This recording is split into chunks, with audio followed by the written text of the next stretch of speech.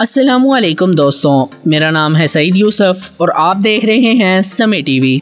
Imagine करें कि कल सुबह उठकर आपको ख्याल आता है कि यार ये दुनिया के सभी लोग एक नंबर के मतलबी हैं, मैं आपसे पूरे 1 साल तक बोलूंगा ही नहीं। अब आपने जोश में ये कह तो दिया, पर क्या इसका कोई बुरा असर आपके जिस्म पर भी हो सकता है? और इससे भी ज्यादा क्या आपके दिमाग पर इसके कोई नेगेटिव कॉन्सिक्वेंसेस हो सकते हैं? पर मैं शुरू करने से पहले ये क्लियर करना चाहता हूँ कि ये वो केस है जहां आप जानबूझकर अपनी मर्जी से बात नहीं करने वाले, और ये कोई दूसरी मेडिकल कंडीशन जैसा कि गूंगा होना से बिल्कुल डिफरेंट होता है। मेडिकल कंडीशंस में दिमागी चोट या मसल्स के काम न करने की वजह से इंसान बोल नहीं पाता, पर इस हालत में आप बिल्कुल तंदुरुस्त इंसान हो और अपनी ही चॉइस से बात करना बंद करना चाहते हो। अब सबसे पहले जानते हैं कि हम एग्जैक्टली बात कैसे कर पाते हैं। तो इसकी शुरुआत होती है हमारे दिमाग के इलेक्ट्रिकल सिग्नल से, जो आपके लैरिंक्स यानी वॉइस बॉक्स को एक्टिव कर देता है आपके लंग्स से हवा बाहर निकालने के लिए। यही हवा फिर आवाज के रूप में निकलेगी आपके मुंह, नाक और थ्रोट से। इसके दरमियान अगर कोई भी परेशानी या रुकावट आ जाए तो जो फाइनल आवाज आपके मुंह से निकलेगी इसमें भी चेंजेस हो जाएंगे, और ये सभी सिंगर्स बहुत अच्छी तरह जानते हैं। जैसा कि बारबरा स्ट्राइसन, जिसकी नाक काफी बड़ी है और उसके नाक का सेप्टम थोड़ा टेढ़ा भी है, लेकिन वो फिर भी जानबूझकर करेक्शन सर्जरी नहीं करवाती, क्योंकि उसका मानना है कि उसकी वजह से ही वो तरह तरह की फ्रीक्वेंसी की आवाजें निकाल पाती है। इसके मुताबिक अगर सर्जरी करवा दी जाए तो उसका कैरियर ही खत्म हो जाएगा। पर बोलते वक्त नाक से भी ज्यादा अगर कोई चीज इम्पोर्टेंट है तो वो है आपके वोकल कॉर्ड्स। ये 2 मसल्स जो आपके वोकल कॉर्ड्स हैं, जो आपके वॉइस बॉक्स के अंदर होते हैं, और ये बात करते वक्त कुछ इस तरह वाइब्रेट करते हैं। एक्चुअली में यहाँ होता ये है कि जब आप बात करना चाहते हैं तो आपके इन्हीं वोकल कॉर्ड्स को दिमाग से सिग्नल मिलता है और ये आपस में वाइब्रेट करना शुरू करते हैं। इससे होता ये है कि आपके लंग्स के डायाफ्राम से हवा आपके वॉइस बॉक्स में आ सकती है, और इन्हीं वोकल कॉर्ड्स की फ्रीक्वेंसी आपको अलग अलग आवाजें निकालने में मदद देती है, और इसमें आपके थ्रोट, मुंह और नाक की कैविटी ही मदद करती है, जैसा कि हमने पहले डिस्कस किया था। और इसके साथ साथ आपके यही वोकल कॉर्ड्स आपकी आवाज की पिच, वॉल्यूम और ओवरऑल वो कैसी सुनाई देगी ये डिसाइड करते हैं।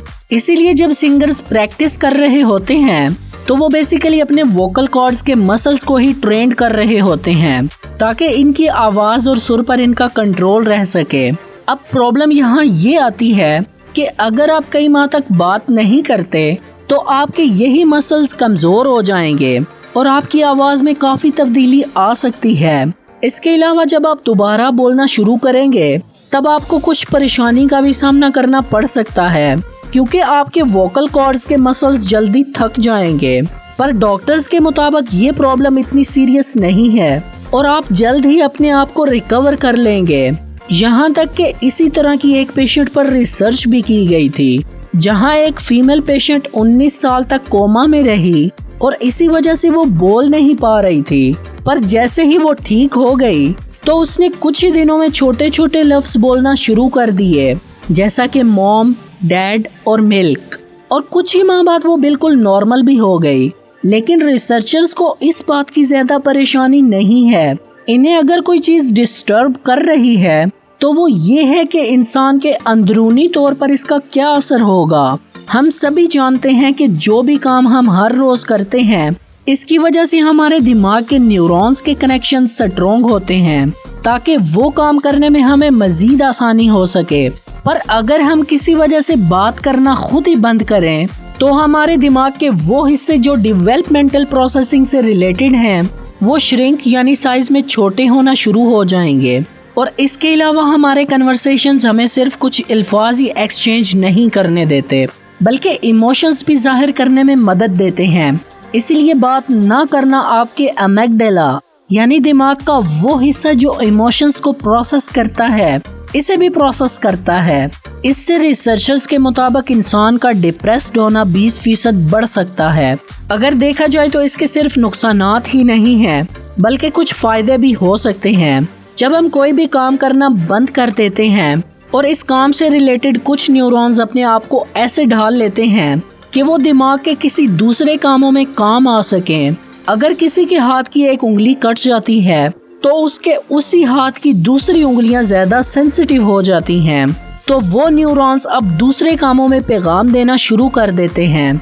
या अगर कोई अंधा हो जाए तो उसके सुनने की सलाहियत पहले से कई गुना ज्यादा बढ़ जाती है और वो एक्स्ट्रा न्यूरॉन्स जो पहले वाले कामों में काम नहीं आ रहे वो अब दूसरे कामों में मसरूफ हो जाते हैं और इसीलिए ये मुमकिन हो पाता है।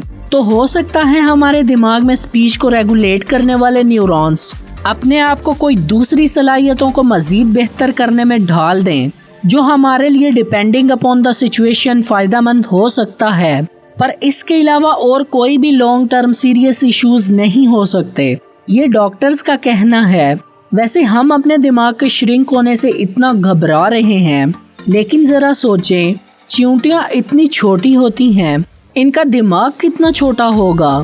टर्न्स आउट इनका दिमाग छोटा जरूर है, लेकिन ये कम अकल नहीं।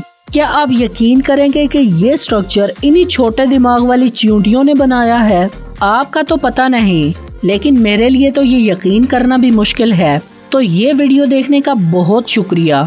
उम्मीद है ये वीडियो आपको बहुत पसंद आई होगी और इससे नया कुछ ना कुछ जरूर सीखने को मिला होगा।